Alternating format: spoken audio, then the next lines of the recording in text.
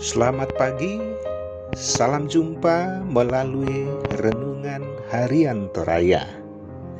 Edisi Kamis 8 Desember 2022. Sebuah nasihat lama mengatakan bahwa kesempatan tidak akan datang dua kali. Artinya, kesempatan bagus yang datang harus kita ambil dan pakai semaksimal mungkin supaya kita dapat meraih yang terbaik. Demikian halnya dengan kehidupan beriman kita. Kalau Tuhan kasih kesempatan kepada kita, kita pun pakai dengan sebaik-baiknya. Seperti apa firman Tuhan menyapa di hari ini? Kita sambut firman Tuhan, mari berdoa. Tuhan Yesus, Engkau sudah mengasihi kami dan masih akan mengasihi kami dengan cara yang luar biasa. Hari ini Tuhanlah yang kuat bagi kami, sehingga dimungkinkan menikmati hari yang baru berkat Tuhan yang selalu baru. Tersedia kebenaran firman Tuhan untuk menjadi bagian kami.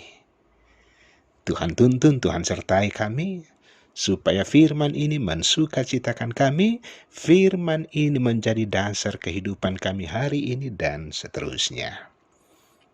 Di dalam nama Tuhan Yesus, firman yang hidup kami berdoa. Amin. 2 Petrus 3 ayat 1 sampai 10. Hari Tuhan. Saudara-saudara yang kekasih, ini sudah surat yang kedua yang kutulis kepadamu. Di dalam kedua surat itu aku berusaha menghidupkan pengertian yang murni oleh peringatan supaya kamu mengingat akan perkataan yang dahulu telah diucapkan oleh nabi-nabi kudus dan mengingat akan perintah Tuhan dan juru selamat yang telah disampaikan oleh rasul-rasulmu kepadamu. Yang terutama harus kamu ketahui ialah bahwa pada hari-hari zaman akhir akan tampil pengejek-pengejek dengan ejekan-ejekannya, yaitu orang-orang yang hidup menuruti hawa nafsunya. Kata mereka, di manakah janji tentang kedatangannya itu? Sebab sejak bapa-bapa leluhur kita meninggal, segala sesuatu tetap seperti semula. Pada waktu dunia diciptakan, mereka sengaja tidak mau tahu bahwa oleh firman Allah langit telah ada sejak dahulu, dan juga bumi yang berasal dari air dan oleh air. Dan bahwa oleh air itu bumi yang dahulu telah binasa dimusnahkan oleh air bah. Tetapi oleh firman itu juga langit dan bumi yang sekarang terpelihara dari api dan disimpan untuk hari penghakiman dan kebinasaan orang-orang fasik. Akan tetapi saudara-saudaraku yang kekasih, yang satu ini tidak boleh kamu lupakan, yaitu bahwa di hadapan Tuhan satu hari sama seperti 1000 tahun dan 1000 tahun sama seperti satu hari. Tuhan tidak lalai menepati janjinya. Sekalipun ada orang yang menganggapnya sebagai kelalaian, tetapi ia sabar terhadap kamu, karena ia menghendaki supaya jangan ada yang binasa, melainkan supaya semua orang berbalik dan bertobat. Tetapi hari Tuhan akan tiba seperti pencuri. Pada hari itu langit akan lenyap dengan gemuruh yang dahsyat, dan unsur-unsur dunia akan hangus dalam nyala api, dan bumi dan segala yang ada di atasnya akan hilang lenyap. Amin. Tema Renungan Harian Toraya di hari ini dengan judul Kesempatan untuk Berbalik. Sahabat rehat, rasanya semua orang bisa sependapat bahwa menunggu atau menanti adalah urusan yang menjemukan, bahkan sangat membosankan, hingga terkadang menimbulkan rasa jengkel dalam hati. Hal ini pun tampak dalam surat Rasul Petrus yang kedua. Petrus menyinggung pihak yang tidak sabaran hingga akhirnya mengejek janji kedatangan kembali Kristus. Petrus terbilang cukup realistis dengan munculnya orang-orang seperti itu. Lalu bagaimana? Sikap Petrus sangat jelas bahwa Allah tak pernah lalai apalagi ingkar terhadap janjinya.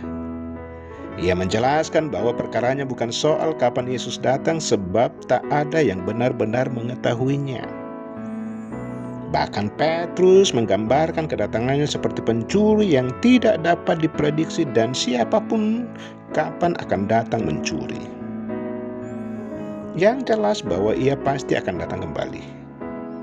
Oleh karena itu tak perlu mengurusi waktunya apalagi mau berandai-andai seperti beberapa penganut karismatik yang seakan-akan menentukan waktu saat kapan Yesus akan datang. Bagi Petrus tidak perlu pusing soal waktunya, yang penting bahwa Allah tidak menginginkan ada orang yang binasa. Karena itu ia memanggil kita untuk berbalik dan bertobat. Kalau Tuhan tidak menginginkan ada anak yang binasa, itu artinya bahwa kesempatan yang Allah berikan bagi kita pakai dengan sebaik-baiknya. Masa kesabaran Allah yang dimaksud oleh Petrus adalah kesempatan yang diberikan untuk bertobat dan berbalik kepadanya. Dan tentunya melalui tahun-tahun gerejawi kita bahwa masa-masa Advent di mana kita diingatkan bahwa sebelum waktu yang tak terkira itu datang, penting untuk waspada, jangan sampai kita lalai karena sibuk dengan urusan kehidupan yang tiada habis-habisnya. Kesiapan menantikan Yesus datang kembali ialah mengisi hidup kita dengan segala yang baik yang diperkenankannya. Karena itu bersama dengan Kristus, bersama dengan Tuhan, dengan waktu kesempatan yang ada, mari menorehkan iman kita, mari melakukan pekerjaan-pekerjaan kita untuk mempersembahkan yang terbaik kepadanya. Bahwa ternyata kita adalah anak-anak Tuhan yang setia. Ketika Kristus datang, kita kedapatan sebagai orang-orang yang takut kepadanya. Terpuji nama Tuhan, haleluya. Amin. Kita berdoa. Allah Bapa di sorga, firman-Mu ya dan amin. Kalau Tuhan yang berjanji, maka pastilah Tuhan menggenapinya.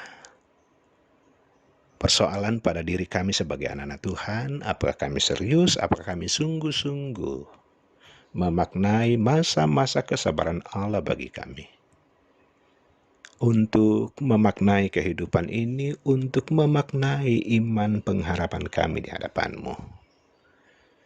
Tuhan, dengan sapaan firman Tuhan di hari ini, tentunya menjadi perenungan tersendiri bagi kami untuk pelajar hidup berpadanan dengan kasih karunia Allah.